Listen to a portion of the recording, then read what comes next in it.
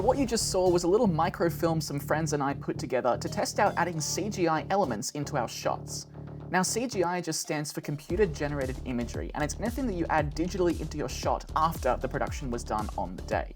In this case, we've got the UFO and some cool laser beam assets. The reason I wanted to attack this project is I'm going to see if I can add more VFX into my movies, because if I can crack the VFX code, then effectively my options become infinite for what stories I could tell. We could make Hollywood blockbusters here at home. So with that in mind, I thought I would walk you through how we did the VFX for this movie, so you can learn from it and maybe even do it for your own films at home. Now the first step was to do a test shot. I realized that a lot of VFX people, especially in the Hollywood industry, they tend to do a lot of testing to make sure ahead of time that they can confirm that the techniques they want to try are actually going to work. So I went out with my Canon camera and I got a shot on my balcony. So you can see really it's just me panning across the sky. And my vision was to see if I could put the UFO in there and make it look somewhat photorealistic. Next, of course, I'm going to need my 3D model. So I went into Blender and I started modeling away, and I came up with something that I thought was really cool. And I actually ended up using this model in the final product as well, so it was a good test there. Now, what I can do is I can bring my footage into Blender and use that as the basis for some motion tracking. So I can essentially track my shot, then I can send that motion tracking data to my virtual camera and have that show me the shot with the CGI elements I've made in Blender inside of it. After that, it was a simple game of rendering it out, and then it was a matter of bringing it into DaVinci Resolve, where I can go into the Fusion page and I can take my UFO clip and I can align that over my background clip. And then with some sneaky compositing, we can have them actually work together. And that looks pretty dang cool, if you ask me. It was definitely a successful test, and that gave me the confidence to go ahead and film the actual project. So I invited some mates over, and they were kind enough to help me out in the rain with a bunch of lighting stuff and ladders and umbrellas everywhere to film this super cool project and get the shots that we needed.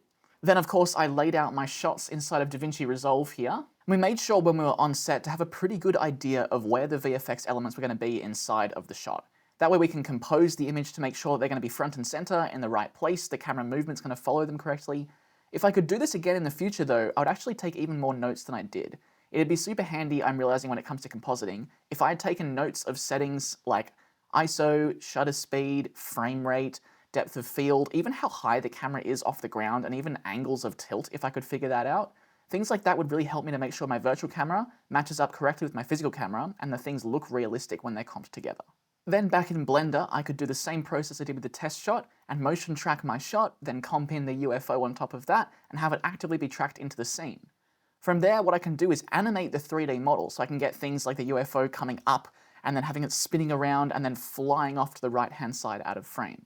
That's all done with animation inside of Blender, and then because it's motion tracked into the shot, it remains consistent in the right place in the frame. And then I used an HDRI to light the model. Now what this is a 360 image that basically allows us to mimic real-world lighting situations inside of CG. So I found one that I liked. It had some nighttime sky vibes and a couple of lights that I thought would be helpful for mimicking the street light position inside of the shot. So I added that in, and that's what's lighting our UFO. One thing I'm realizing when it comes to the tracking of the footage is it would have been helpful if I had a ground plane in the shot. I didn't realize just how helpful it is to actually have that ground plane for the track to reference. It would have helped, I think, to have a bit better of a track. Thankfully, there were some trees inside the shot that did remain in the shot in the same place for the duration of the part that I wanted, so I can use them to track, but it would have been more helpful to have a ground plane. Note for future. Finally, I can render everything out as an EXR sequence, which I can then bring into DaVinci Resolve. And so here we are back inside of the Fusion page. I've got my original clip here on the left, and we've got our composited version here on the right. Let me break down the workflow that we use to composite them nicely. So we have this UFO sequence, which is just an EXR sequence that forms a video, and we also have our original shot. Now, I've aligned them both in time based on my render timing from Blender, so I know they're already aligned. All I have to do is add a little bit of a curves correction to my UFO, a little bit of color correction to make sure it fits my shot. I added some glow in to make sure that those lights look real nice and realistic. A little bit of blur, because of course this thing is in motion and it's also going to be back further in the frame, so it's kind of mimicking that depth of field blur you might get. A little bit of film grain, because of course there's going to be quite a bit of noise in our nighttime shot, so I'm trying to reference that a little bit and make it kind of fit in with that noise thing. You could imagine that if there was a noisy shot that had a perfectly clean UFO over the top, it'd be very obviously CG. And then finally that is merged over the top of the shot, And with a little bit of color transform, we end up with our final shot. So a couple of summary points for compositing. We want to make sure that things are aligned correctly in time. We want to make sure that they match in exposure and also in color tone. We want to make sure that things like blur and depth of field and also noise levels are mimicked between the CGI element and the real shot. If we can do all those things, the chances of it looking much more realistic are going to be higher. Alright, now let's talk about this cool energy beam effect we did for when I'm being beamed up by the UFO. So to create our energy beam, I started off by just using some fast noise. I used a rectangle mask to sort of mask that off just into a nice beam that matches the angle the light's going to be coming from. I then added some color correction to it to make it a bit more blue. Added some blur to really elongate it so you get that kind of pulsing effect. Then some glow, because of course it's got to look like light. Now, when I merge that over the top of my footage, you'll notice that that pretty much obscures me. It's effectively in front of me inside of the composition. So to put myself back in front of that glow, I essentially grabbed a magic mask of me on a duplicate layer of the same original footage, which essentially cuts me out. It's called rotoscoping, for those of you that want to know the official technique.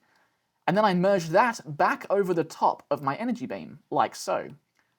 Now it looks like I'm a bit too in front of the beam, so I sort of duplicated my beam setup. And I merged that back over the top again, but with a reduced opacity and only with a very subtle circular section in front of me, using that ellipse mask there. This way it looks like I'm actually inside of the beam. We've got a bit in front of me, a lot behind me, and a bunch of glow on me. So with just a bit of keyframing of the rectangle mask so that the actual beam comes down when the light turns on, we have the final shot. This was actually a very cool effect. I'm stoked that this worked out, and one of the big takeaways here is that if you can get lighting on set that's going to match your CGI lighting, that is going to really sell the effect. So we had on set a big light that was going to be this energy beam, and when the timing was right, I had one of my mates turn it on. It has a remote Bluetooth switch. So that way the physical light on set turns on to mimic this energy beam, and it makes it so much more convincing when we get here into the editing, and we can add in this essentially fake element. But it looks so much more realistic because the lighting matches. Now, the final thing that really ties VFX in is to use sound. If we can make our sound design really good, it's going to sell these effects so much more.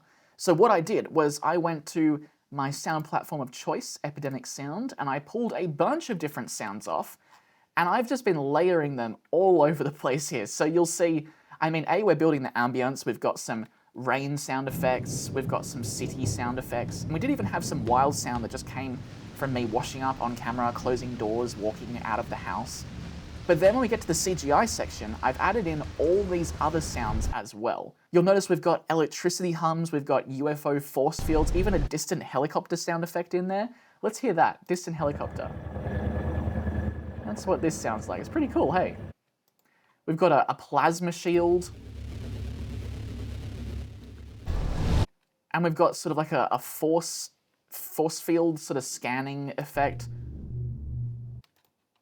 And on top of that, I've also added a bunch of sort of pulses and energy beams and that sort of soundscape as well.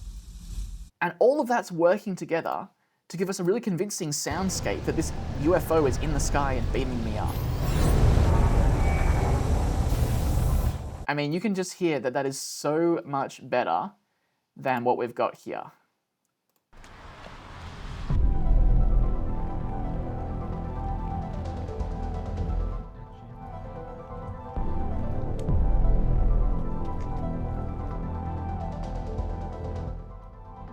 See, it's just not quite the same without the sound design. The sound design really sells it. And I've done a lot of work to these sounds as well to make them a little bit more convincing. You know, I've panned them to where I would expect them to be coming from inside of the frame, and that way it sort of pans between the left and right audio channels. I've also got them sort of EQ'd in some places, I've pitch shifted some of them. I've really tried to work with the sound effects to shape them into something that sounds realistic for this context. So there we go, that is the process that I used for using CGI inside of my little microfilm here.